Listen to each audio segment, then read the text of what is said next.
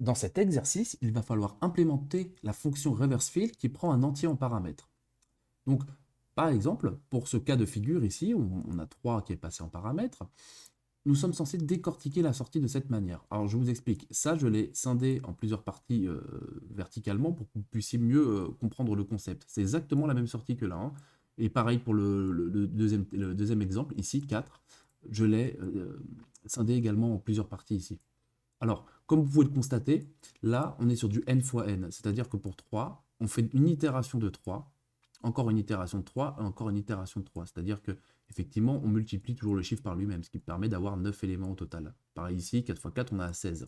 Mais le but de la manœuvre va être de faire une itération inversée, où tant qu'on n'a pas croisé les autres valeurs, on renvoie 0. Ici, nous avons par exemple 1, 0, 0. Ensuite, on monte 1, 2, 0, parce que la troisième n'a pas encore été trouvée. Et enfin, 1, 2, 3. Pareil ici.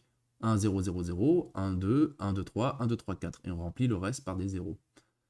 En fait, pour vous illustrer la chose, ne serait-ce que pour cet exemple-là, avec l'entrée qui est 3, au départ, on va, un petit peu comme un entonnoir ou une pyramide inversée, on va récupérer les valeurs qui n'ont pas encore été passées en revue dans la boucle.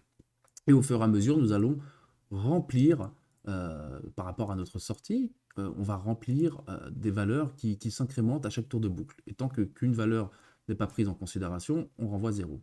Ce qui nous permet d'éviter d'avoir 1, 1, 2, 1, 2, 3. On aura 1, par exemple pour l'entrée 3, on aura 1, 0, 0, 1, 2, 0, 1, 2, 3 à la fin quand tout a été rempli. Et on a tout ça à la suite. Voilà. Donc, je vous laisse implémenter ça et on se retrouve pour la correction.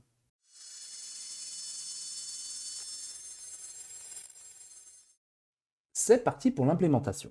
Alors, au début, nous pouvons constater que nous avons des sorties de type liste. Nous allons donc tout simplement déclarer cette liste qui sera vide par défaut, donc on peut l'appeler output. Et ensuite, on va imbriquer une boucle dans une autre pour pouvoir aller en marche avant sur la première boucle et en marche arrière sur la seconde et vérifier s'il y a un croisement des deux valeurs. Cet algorithme sera de complexité de type ON au carré. Qu'est-ce que ça veut dire? Ça veut dire tout simplement une boucle qui est imbriquée dans une autre. Bon, on va commencer par notre première itération. For y, par exemple, in range, on va commencer directement par 1 et on va aller à n plus 1. Pourquoi n plus 1? Parce que, souvenez-vous, dans un range, la première valeur est incluse, la seconde est exclue. Donc là, si j'avais laissé tout simplement n, j'aurais fait une itération de 0, par exemple pour ce cas-là, enfin pas de 0, de 1 jusqu'à 2. Si je l'affiche de cette manière-là.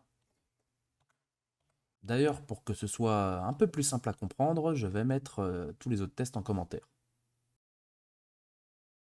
Là, j'exécute, et effectivement, je commence bien à 1, mais je vais jusqu'à 2. Donc, c'est pour cela qu'il faut rajouter un plus 1, parce que le second élément dans un range est toujours exclu.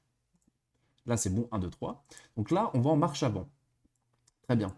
Ensuite, on va faire une seconde itération qui va être, cette fois-ci, on va l'appeler x, une range, qui va aller dans l'autre sens. Donc, qui va commencer par n. Donc, premier élément de range, c'est inclus, donc pas besoin de mettre un plus 1. On commence directement à 3. Et qui va aller jusqu'à 0, parce que ce second élément-là est exclu. Donc, ça va s'arrêter à 1, vu que nous allons en marche arrière. Très bien.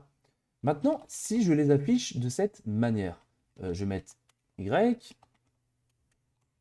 x et x. Un petit coup de clear, j'exécute mon code. Qu'est-ce que je constate ici? Je constate effectivement au départ que le y a la valeur 1. Très bien. X commence quant à lui 3, parce que l'itération va se faire dans la seconde boucle imbriquée, donc représentée par x, de manière inversée. Au début, y est inférieur à x, dans la mesure où y vaut 1, x vaut 3. Et pareil pour le deuxième cas de figure. À 3 reprises, y vaut 1, tout simplement parce qu'il s'agit de la première boucle, sur laquelle nous commençons avant de déclencher la seconde, qui est la boucle x. Par contre, il y a une décrémentation interne, ici grâce à la seconde boucle. On commence par 3 pour le x, par 2, par 1. Et là, on se rend compte qu'à un moment donné, y vaut x. Très bien. Et quand on continue comme ça, on voit ensuite qu'on retourne à la première itération, y cette fois-ci vaut 2. Et puis on recommence une itération pour le x. Donc 2, 3, très bien. Ah, y vaut 2. Ah, y est supérieur cette fois-ci à x. Donc, dans ces deux cas de figure, on peut rajouter nos éléments. Autrement, c'est 0 si y est plus petit. Bon, ce qui se traduirait de cette manière-là. Et puis, bien sûr, pour le troisième cas de figure, dès le début, dès la première boucle, quand on revient ici et que cette fois-ci, y vaut le dernier, donc 3, ce que nous avons passé là en valeur, on fait une itération et y sera systématiquement égal ou supérieur à x. Donc là, on pourra renvoyer 1, 2, 3. On peut traduire ça de cette manière. On va faire une condition. Si y est supérieur ou égal à x, on va rajouter dans notre liste output x. Tout simplement la valeur en cours ici. Donc point append x. Autrement, je vais le faire comme ça. Hop. Autrement, on va rajouter dans notre liste output un 0. Voilà. Et là, on peut retourner notre sortie. Notre sortie, on peut la retourner ici directement, output. J'exécute. Et on peut constater maintenant que j'ai bel et bien 1, 0, 0, 1, 2, 0, 1, 2, 3. Bon, est-ce que ça va fonctionner dans tous les cas de figure? Je décommente tout ça. Donc ça, je l'attrape. Hop. Je mets un petit coup de clear. Je retire ce print-là. J'exécute. Et maintenant, on va vérifier si on a les bonnes sorties. Pour cela, on va se référer au dernier exemple. Donc, j'ai bien 1, 2, 3, 4, 5, 6, 7. 1, 2, 3, 4, 5, 6, 7. Parfait. 1, 2, 3, 4, 5, 6, 0. 1, 2, 3, 4, 5, 6, 0. 1, 2, 3, 4, 5, 0, 0. 1, 2, 3, 4, 5, 0, 0. Bon, bah, tout est bon pour la correction de cet exercice.